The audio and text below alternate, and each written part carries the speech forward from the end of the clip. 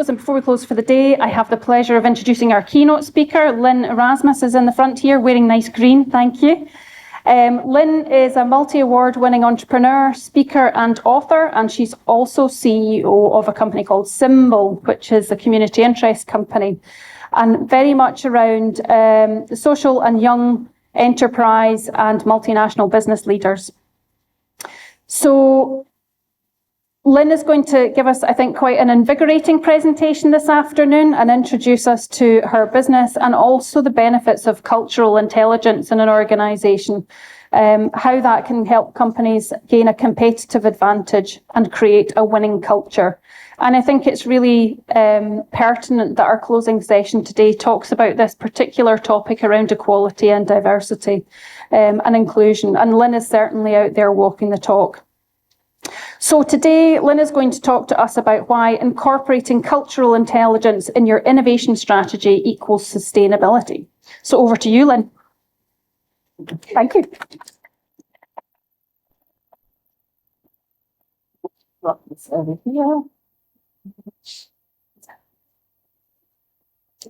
right. Just put my slide again. So, good afternoon, Dundee. No. I want a proper Dundonian welcome. Good afternoon, Dundee. A little bit better. I know it's towards the end of the day, but you are one city, many discoveries. Okay, so we're going to dive right in.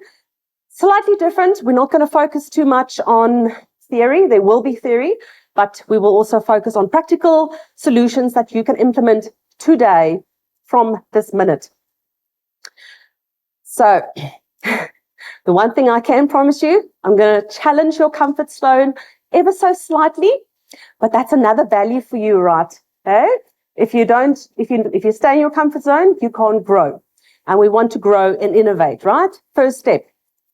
So if you are in the manufacturing or tech or working with third cultures, individuals, then this presentation is for you. So what is a third culture individual? If you look at this quote, it's people who were raised in a culture other than their parents' culture or nationality and now live in a completely different environment. So I am obviously the most obvious third culture individual from South Africa, now living in Scotland. But you will be pleasantly surprised that some of you might be classified as a third culture individual. So say, for instance, are any of you born and bred in London?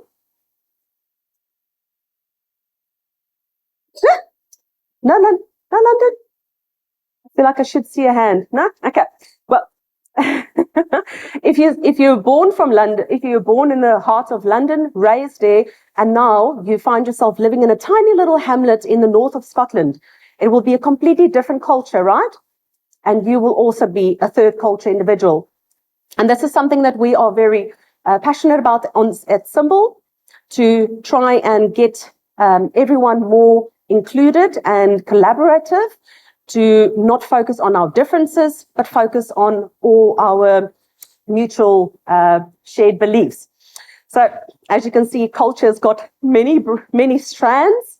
There's so many different assets and facets to culture. We can literally speak for months about just this topic, but we won't. One promise I can make you today is that if you include cultural intelligence in your skills development or innovation strategy, then that will be your fastest and most cost-effective skill that you to become sustainable and innovative on a global scale, obviously.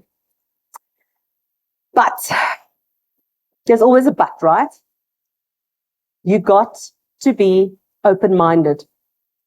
That's where everything starts, right? As soon as you want to progress and you want to innovate, you need to first let go of all old beliefs and the way of thinking and be open-minded. So welcome to the world of cultural intelligence, which you now are entering. A world where innovation thrives and new ideas arrive. Okay, so we've got a challenge for you this afternoon to make sure that you're awake. You are, from this minute, every single one of you are working for a company called Amigio. Okay. Now here at Amigio, we do things differently. Okay. So what we do, you have to wear your watch, your ring, your bangle, whatever you wear on your most familiar hand, you've got to switch it over to your other hand. Okay. And I'm going to give you 30 seconds to do that. Don't be that guy who's going to not do it. Come on. Okay, well, you've got... Wait for it. You're going to have something just now. And don't worry, Jill promised me that we've got security guards outside, so no one's going to run and steal your stuff while you're swapping it over. Okay, you all done? Now, there's another rule that we have here at Amigio. When you enter our premises, you have to take off your shoes and put your right shoe on your left foot and your left shoe on your right foot. Now, don't worry, I'm not going to ask you to do this because we'll all be dying, passing out here. Can you imagine this for 1 second? I want you just to imagine this for 1 second. The minute you wake up in the morning, you get yourself ready for work, you put your shoes on and you're already starting crying, right? Because you know the minute you come to work, you have to wear your shoe on the wrong foot. I mean, who wants that? Mangled feet. Who's going to pay for the surgery to fix my feet? Wearing the shoe on the wrong foot for 8 to 10 hours a day, 5 days a week. Perhaps you felt that. Uncomfortable, resentful, maybe even a little bit of anger. No? Definitely painful. And sometimes that is what culture can do for you if you don't fit in. If you come from a different background, whether it's a different country, whether it's a different company culture that you are now entering into a new company culture, or even your family culture. So your own family culture is very unique, right? The dynamics is very unique to your family. And you know, when you meet your spouse, and you go and meet their family, and they're the crazy ones, right? Never yours. You've got the good family, they're the crazy ones. It's a new culture that you have to adapt to, and it's strange and it's uncomfortable. But if you want innovative teams and that are sustainable, then you have to adapt and you have to incorporate cultural intelligence into your plan. Because this is what you will get. Engaging teams. What is the biggest problem that we're experiencing right now? Engagement from our teams, right? Productivity. We all want ka-ching. We want more productivity. We want more money in the bank account. We want problem solvers. And not just problem solvers, but we also want problem preventers. So those that can see the problem before it even happens. Magic, right? And that will give you the competitive advantage. So, each one of you sitting here today already has a competitive advantage to those who did not choose to come here today. Can I please just ask the Michelin Scotland Innovation Park team just to stand up for a second? And I want us just to all give them a round of applause because I think they've done a fantastic job. Thank you and well done. Thank you. This has been great. We need more of these kind of robust conversations to be happening. So thank you. Culture in one word is belonging. Now we all want to belong, right? Whether it's an exclusive club of 3 people or whether it's the entire world at our feet. We want to feel like we belong and fit in, that we are part of the solution. And that is what cultural IQ intelligence can give you. It's the ability to cross boundaries and prosper in multiple cultures. And again, it's not just culture, country culture, but also company culture and third cultures. And I love the saying of my, late President Nelson Mandela from South Africa, who said, if you talk to a man in a language that he can understand, it will go to his head. But if you talk to him in his own language, it will go to his heart. And that's what we all want, right? We want people to speak to our hearts. What's the one thing when they tell you and say, oh, so and so, do you remember what that person said? Or how they made you feel? People don't remember what you do. They don't remember what you said, your clever words. It's how you made them feel. So what is your company culture like? What is your team members saying around the pub, having a couple of pints with their friends? What are they talking about you, your company? Is it good or is it bad? You know what? Your team members is your biggest ambassadors. It's free advertising. Treat them well, and you've got a free brand walking, talking out there every single day. And this is the beauty of cultural intelligence. It's a different lens that you look through. It gives you a different perspective on the world. It's your USP. It's how you learn and how you adapt and how you grow to become a world leader. So 19 years. 19 years. This took me 19 years to get here. Don't be like Lynn, okay? Don't be like this girl. 19 years ago, I realized that I was not culturally intelligent. I was culturally aware, which is a big difference. As a starting point, I had friends from all different cultures. I've been living in different countries. I was well versed. But then when I was living in Scotland back then, and there was a friend of mine from Eastern Europe, and we both went for the same managerial position. And she got it. You know how angry I was. I mean, come on. I'm like a cum laude student. Okay? I speak the language. I look the part. I was arrogant. I thought I should get that job because I was the best person for it. I had to do some serious reflection as to why. And the biggest thing, the feedback that came from that was I had stereotypes. I had subconscious biases that I held against other people. So I was in no position to lead because I couldn't see past my big ego. And that is sometimes our biggest stumbling blocks, that we don't see past what we believe is the right thing to do. So that is why I created this program, so that you don't have to stumble in the dark and be like Lynn. You want to be a winner. And you remember the Amigio, the company we all worked for? They used the power distance. And that is how you can utilize cultural intelligence in your workplace. You would have known that that organization has got a bit more emphasis on power. So equality is not an issue there.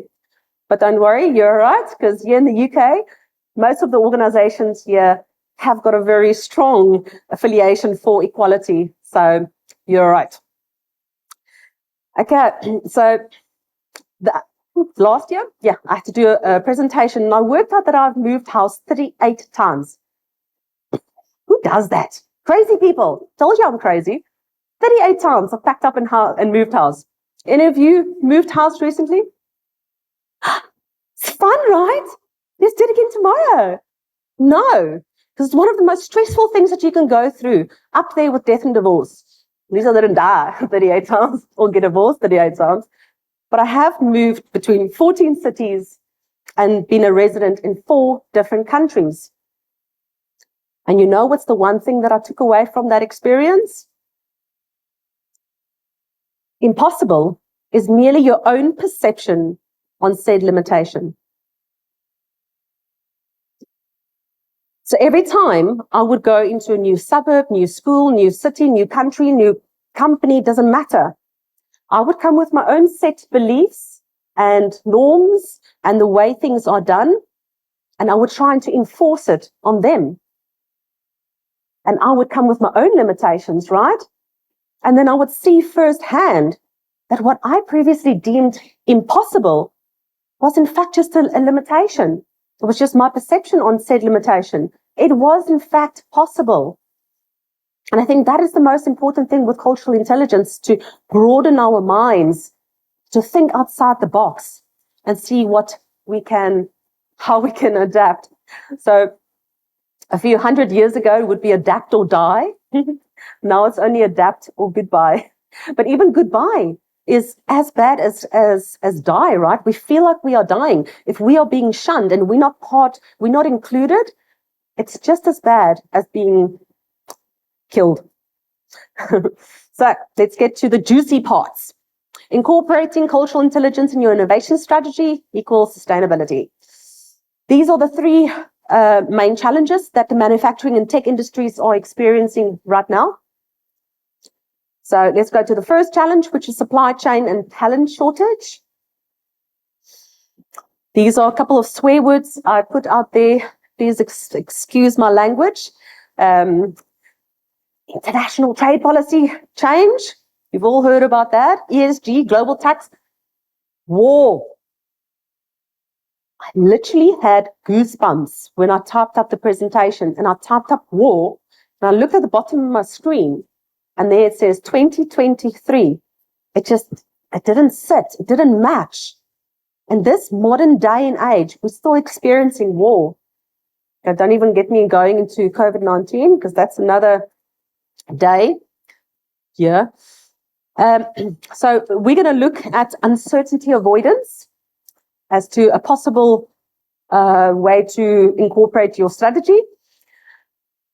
So if you knew about this, you would know that organizations or companies with high uncertainty avoidance are normally more rule-orientated, rigid. It's my way of doing things. We don't like to change, which is Russia and China. What's going on with my font?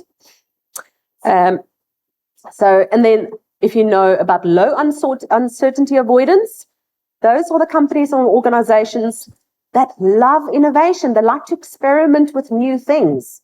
And those countries are Netherlands and Singapore.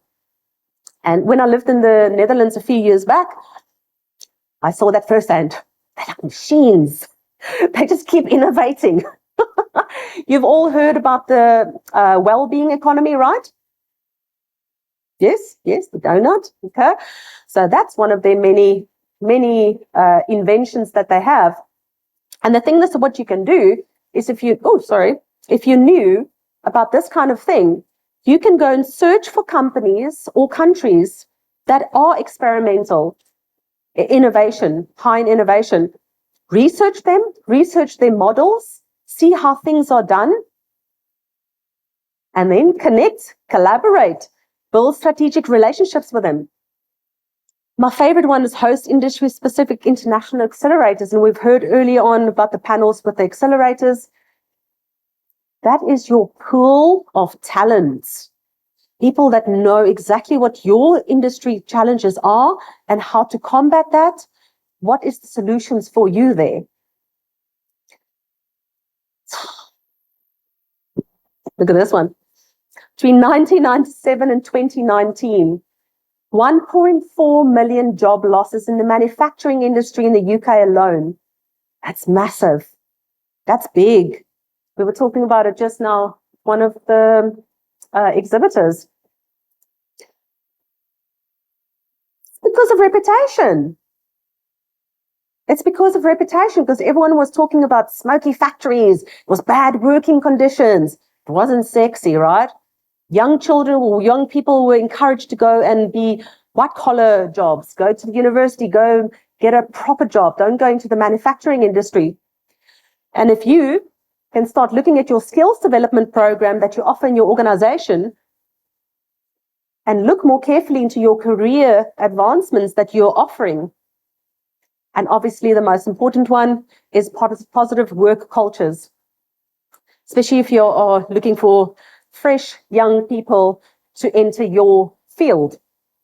You're going to need to make sure that they've got a great company culture to work for. The next one is accelerated technological innovation. Ooh, gets me all giddy excited. Look at that. Any of you in the tech industry? Yeah, hi. I can see like little hearts popping out. So currently, this is just the US digital transformation. This is just in the United States. 731 billion currently, expected to rise by 23%, 4.6 billion in 7 years. What are you doing? What are you doing to get a piece of that? Ooh, it's all the ladies. I don't know what's going on with my fonts there, sorry. So for all the lovely ladies for International Women's Day, woo, this is just for you. What can you do to become more innovative? Fail fast. Isn't that the first thing you hear when you go to a big tech company? Fail fast, fail hard. Same with cultural intelligence. You're going to fail a couple of times before you get up back on the horse and try it again. Because failure is courage. If you tried something, it means you actually had the courage to try something different, unique from what your competitors are doing. Yes, you are probably going to fail, but failure is not an ugly swear word because courage is sexy. So failure is the new sexy. If anyone tells you that you failed and you're now a loser and you should go back to whatever you were doing beforehand, no. You tell them, Lynn said, failure is the new sexy. Okay.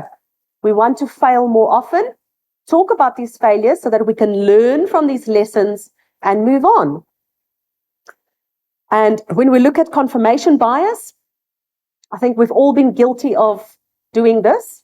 Seeking information to confirm our existing beliefs or stereotypes and ignore information that contradicts them.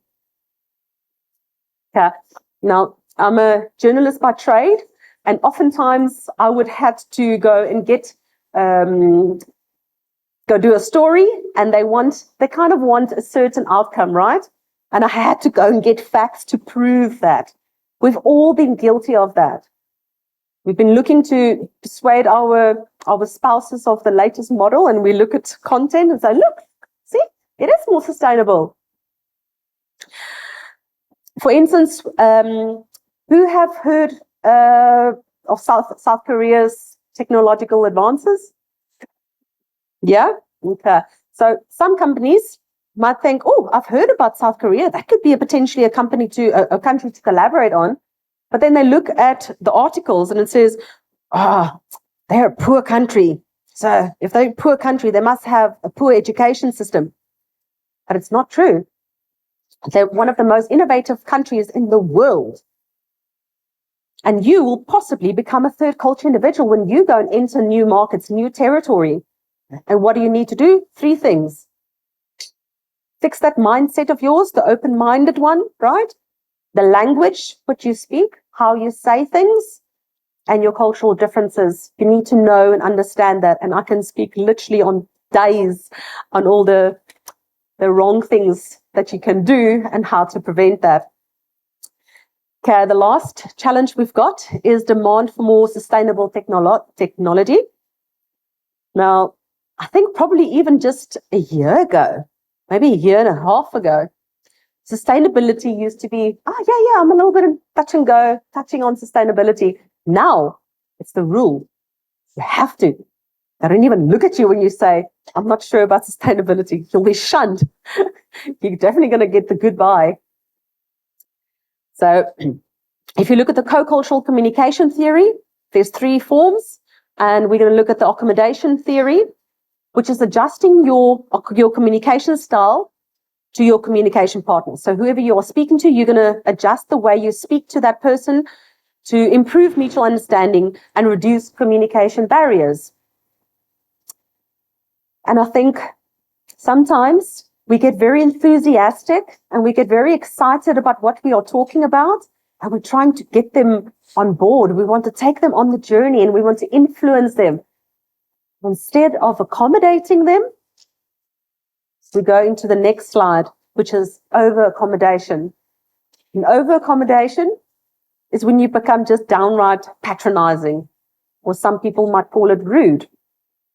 So do you understand the way that you're speaking to people? And how can you enhance your communication management with the people that you're trying to get on board with your project? I feel like a stuck record with this one. Shared starting point. If ever in doubt, the first thing you need to establish is make sure that the person you speak to understand that the same thing, you're talking about the same topic, you're talking about the same thing. Because that's where the biggest miscommunication comes from, right? You've experienced that in our relationships. We speak to our spouse, completely different message they're getting, or our children.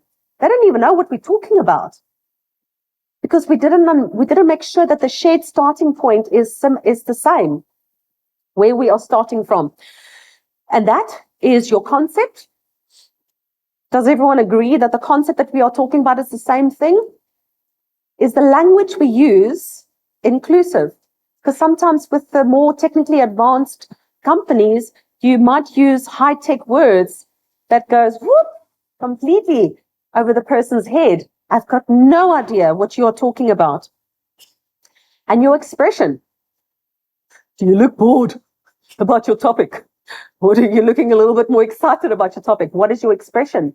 How do you get them involved? Is it inclusive and is it easily understood?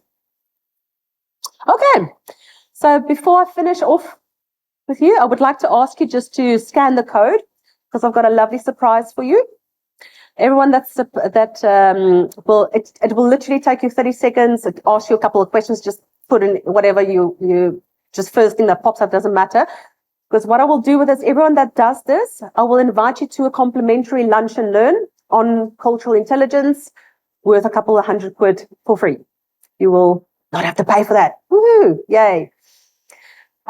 So you just scan the code, put in the word Dundee, and at the end, immediately after you've done it, you can download the PDF of this program at the same time, the presentation. So I'm just going to give you another 15 seconds.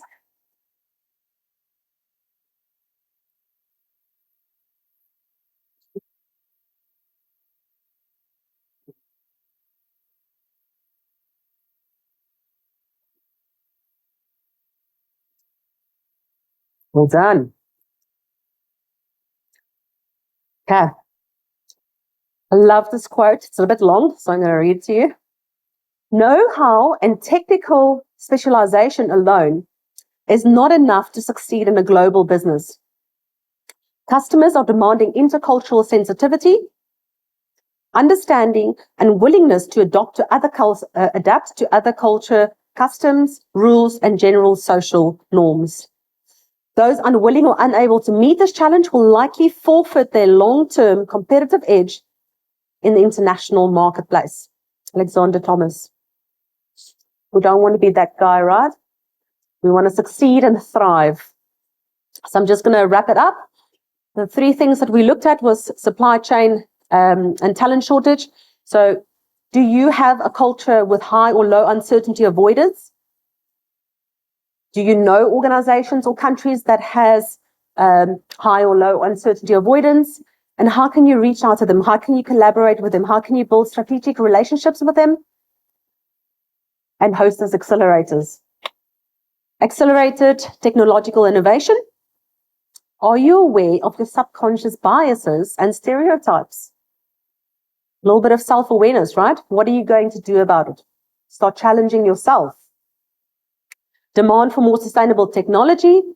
How can you become more accommodating and less patronizing to those you wish to influence? And that is that. Thank you very much.